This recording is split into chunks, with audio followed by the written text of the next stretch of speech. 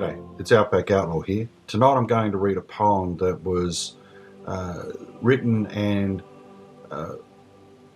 spoken at a candlelight vigil for domestic violence here in Western Australia. And I had the privilege to be part of that candlelight vigil. And when the poem was read by the writer, I was actually brought to tears, and I've been able to ask the author permission whether I can read this to my subscribers, to you guys. She also wanted me to pass on her love and her thoughts and her prayers to the Ruseks for what they've suffered with regard to their daughter and their grandkids being murdered. Whether you like it or not, domestic violence is all over the world, and it's something that I find personally very difficult to reconcile. I've been on the side of domestic violence where my partner has been the one who's perpetrated it in previous relationships. And it's very difficult to get out of that situation. So this poem resonates with me to a certain extent. And I wanted to share that with you guys. And I just wanted to say thank you to Vasile for allowing me to share this poem with you, but also to share it with the Ruseks. It goes like this. They said she was lucky, he was such a great catch. The man of her dreams, her perfect match. She thought she was lucky to begin a new life, for he promised her the world when he made her his wife. She thought she was lucky with the new life she had, but slowly and insidiously things began to turn bad. At first she forgave him, this was not who he was. He was just angry because all of her flaws. She tried to be better and do all that he asked, but it was never enough. She was doomed from the start.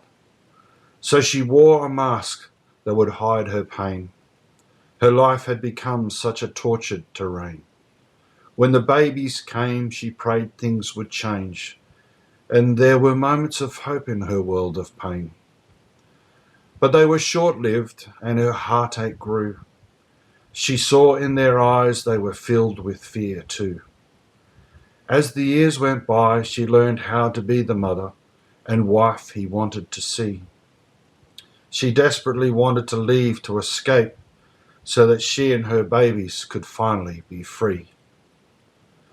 She thought about leaving and running away, but she knew if she did, a huge price she'd pay.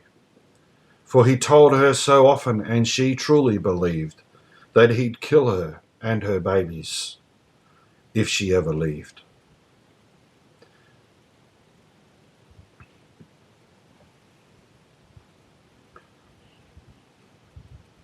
They said she was lucky, so how could she leave? For the secret she kept they would never believe. They still saw him as the man of her dreams, not the monster who turned her dreams into screams. Then one day he just snapped, and out of the blue, he came rushing towards them, and her terror grew. As without hesitation they cowered in fear, he murdered their babies without shedding a tear. He then came towards her with those big brutal hands, and it was then she finally came to understand. As his hand squeezed her neck and he took her life's breath, she was finally lucky.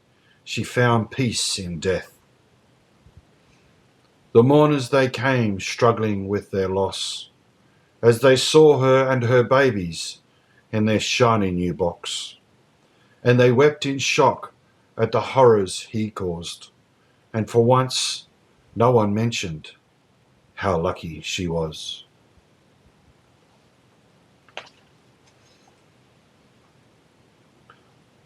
I hope that this poem resonates with you, and I hope that you're able to have some empathy towards those victims, those innocent people that have suffered at the hands of those who perpetrate domestic violence.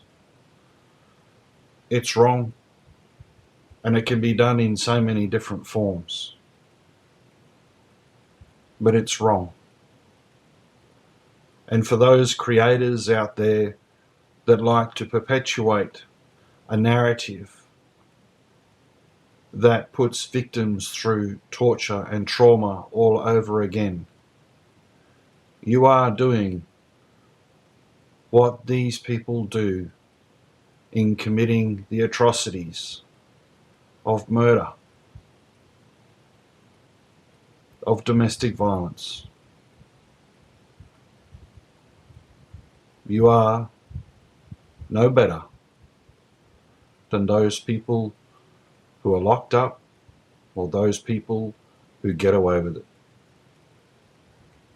Keep that in mind the next time you open your mouth and you try to put the victims and the Ruseks and their credibility in doubt.